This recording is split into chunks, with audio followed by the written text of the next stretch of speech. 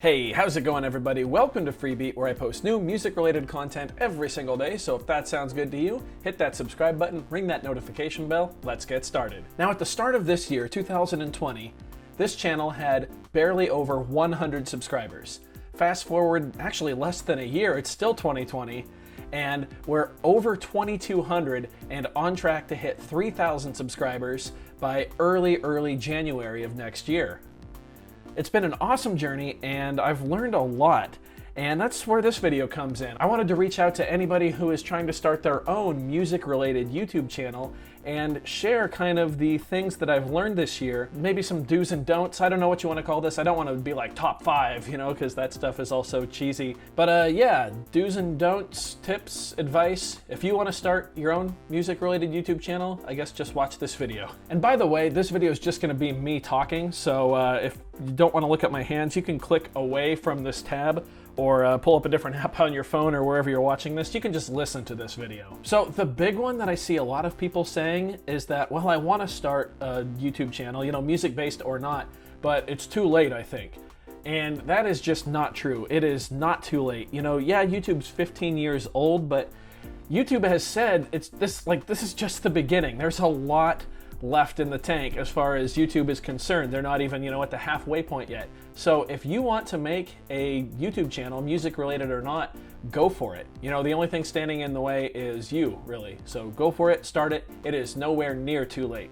So next up, audio is way more important than video. Remember, we're doing a music related YouTube channel. So while you'll see a lot of videos out there where people are like, well, if you want to start a channel, don't worry about having a nice camera or good sound or anything like that. As long as your content's decent, you'll be good for a while. Unfortunately, that's not really the case because we're, again, making YouTube content that is music related.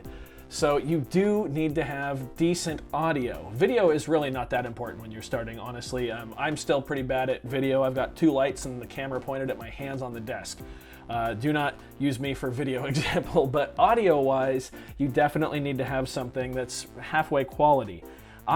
When I was still working 3 jobs, I picked up a Zoom H5, which is an audio recorder. It allows me to plug in 2 XLR inputs or 1/4-inch inputs, as well as another stereo mini jack input. I can plug it into the computer and also use it as a USB interface. It records straight to SD. It's just awesome. It's really been the mainstay of the channel, and it's the reason I've been able to crank out videos daily for as long as I have. So I definitely recommend that if you are going to spend money on anything for your channel, make sure it's good audio. You need to have at least halfway decent audio. A lot of phones these days, you can record pretty good audio straight into those as long as you've got one of those like combo jacks. Of course, an audio interface with a computer allows you to record decent audio. There's tons of videos out there about how to record decent audio pretty cheaply. I believe it's the Zoom H1 is also really popular for like $100. Basically gives you a nice line in and a nice microphone. But yeah, good audio is critical if you are going to make a YouTube channel based on music. Next up is upload consistency. So I upload every single day at 5 p.m. Pacific time. Now what's important there is not that I upload every day, but every time I do upload, it's at 5 p.m. Pacific time. So you don't have to upload every single day. I would recommend at least uploading 1 video per week. And when you do upload at least that 1 video per week, it needs to be on the same day each week at the same exact time. Same thing if you do 2 videos. So if you do like Tuesday and Thursday, it needs to be every Tuesday, every Thursday at the same time, Monday, Wednesday, Friday. You guys get the idea. And the reason we do it that way is because we want to build up an expectation with our viewer. So the viewer expects the video to drop at this day, on this day, at this time. And you want to make sure that you give them that. Can you imagine like if you were watching a TV show and that came out once a week and all of a sudden it just like came on an hour later and nobody told you, like for no reason? You'd be like, what's going on? So yeah. Upload consistency is very important. Upload as many times a week as you can without killing yourself. I probably, if I could go back, I'd probably switch to like 5 days a week. But I've learned to make every day of the week work. But yeah, upload consistency, very important. Next up, this one's kind of a cliche, but don't be in it for the money, for just the money. You can be in it to make some money, that's okay. I think we all are a little bit. But don't be in it for just the money, because it's not going to come for a long time, a long time. I'm still waiting for it to come. You know, it's not going to come. You're not going to be making a ton of money off of YouTube. And if you are just in it for the money, you're going to quickly discover that. You're going to quickly burn out. And then not only will you still be working hard on a YouTube channel, but you won't be getting paid. So you'll be working a job that you hate and not be getting paid for it either. So yeah, if you're just in it for the money, it might not be the move for you to make, honestly. Next up, I would highly recommend using TubeBuddy, at least for 1 or 2 months. TubeBuddy is a browser extension. It costs $5 a month, I think. And basically what it does is it helps you make the titles of your videos, form the description box of your video, and make the tags of your videos, you know, in the most optimized way it can, so the YouTube algorithm will show your video to as many people as it can. And it is an awesome service. I used it for probably about 4 months and then canceled my membership once I kind of got a handle on the stuff it was teaching me. So basically, as you write your description and come up with your tags and stuff like that, it'll give you a score of how you're doing.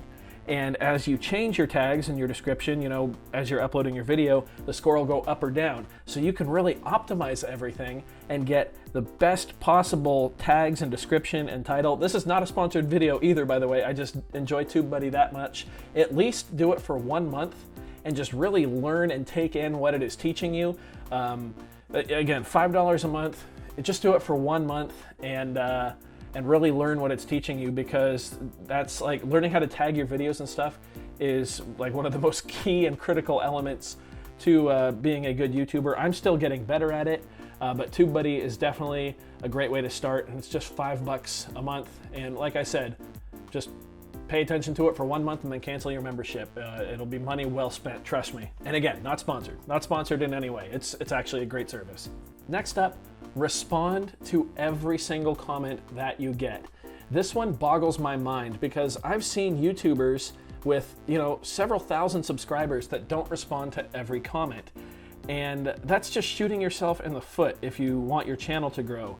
Because not only does responding to a comment double the amount of comments on your video, you know, if you respond to every single comment, and when you have more comments on your video, YouTube, the algorithm is more likely to push that to, you know, more people. But it's also the fastest way to form a community and make kind of online friends within your subscriber base. I can tell you right now that I will probably respond to a comment from Howard Anderson, from Gibraldo, from Bike Garrett, just to name a few of the people who usually comment on every single video I release. And I like to think that's because I always respond. I always respond to every single comment, and I almost always have done that as best you know, as I can. And in my opinion, unless you're getting hundreds or thousands of comments a day, you should respond to every single comment. Have a conversation with someone, even if you're just, you know, saying thank you if they give you a compliment, or if they've got criticism. You know, you can literally, it's such a cool thing because you can directly interact with someone who took issue with something you did. So you can try to learn from that and, you know, avoid that mistake in the future. But like I said, a lot of times it's just someone sharing a personal experience, or you know, saying that they enjoy your content. And if you don't have time to tell someone thank you, then you probably don't have time to be making videos. Next up is to watch a lot of other YouTube channels. That's the easiest way to kind of figure out how you want your channel to look and feel, and how you want your videos to look and feel. Just, you know, find some of your favorites, and anytime you see them do something that you like, take note of it. You know, it's the easiest way to figure out the direction you want to go. And you know, watching the big channels is a lot of fun, but I like to get in there and watch some of the channels that have, you know, less than 5,000 subscribers, less than 1,000 subscribers, less than 500 subscribers.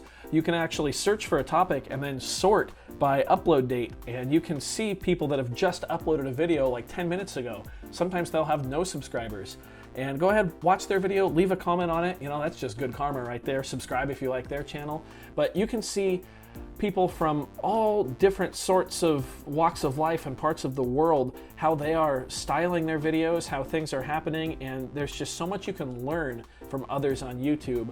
Not to mention watching, you know, if you don't want to watch music content, you can Like, go watch the tutorial for your editing software. By the way, I would recommend for editing software using DaVinci Resolve. It's completely free, and it is very, very deep. There's a lot of great tutorials on YouTube for it as well. But yeah, you know, you can learn an editing technique or maybe a new musical technique. You can always be learning, and right now, with the way the world is, what better way to learn than on the very platform that you're trying to lay some pavement on? And lastly, this one is super, super important: include mistakes and be honest. You'll probably notice that in this video, well, even right there, I just kind of messed up saying the word "this." I'm gonna leave that in there. You know, people like seeing others make mistakes, not from like a haha, look at that person point of view, but you know, oh, they're human like me. You know, like, leaving mistakes in the video is one of the easiest ways to connect with your viewers and show them that this is honest content and it is real content. You know, sometimes you'll see from like the bigger channels a really, really well-produced song, and you're like, man, that's so awesome, I could never do anything like that. And what they didn't show you is the hundreds of hours of mistakes that all led up to that awesome finished song. And even that sentence right there, that sentence was stupid, but I'll leave that in too. But you know what I mean? You gotta leave the mistakes in so people will know that you are in this with them and you're all together. And especially growing a music based YouTube channel, music is so subjective, and music is also really hard. And sometimes it's good to remind people that, yeah, music is hard for all of us.